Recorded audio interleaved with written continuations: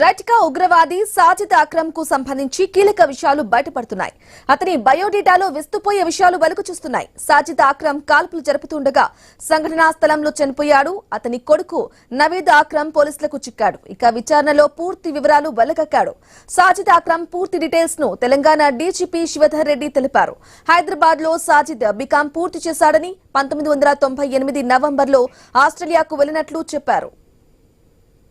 ఇక సాజిద్ కు యూరప్ కు చెందిన వెనిరా గ్రాసోతో వివాహమైందని, ఒక కుమారుడు కూతురు ఉన్నారన్నారు డీజీపీ.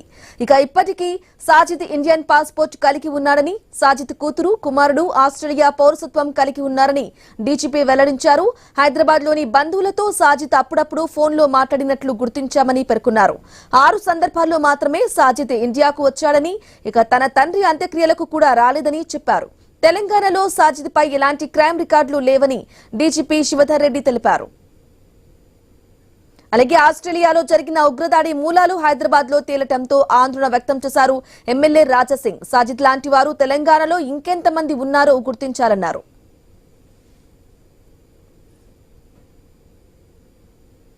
ఇవాళ మనం చూస్తున్నాం, వీళ్ళు జనాభా ఎక్కడెక్కడ పెరుగుతుంది, అక్కడెక్కడ టెర్రరిజం పెరుగుతుంది. ఈ టెర్రరిస్ట్ అమాయకులు ప్రజల్ని చంపేసినారు. వీళ్ళు సాజిద్ అక్రమ్ ఒకప్పుడు టోలీ చౌకీలో ఉన్నారంటే ఆయన ఫ్యామిలీ మెంబర్స్ కూడా ఉండొచ్చు ఇక్కడ.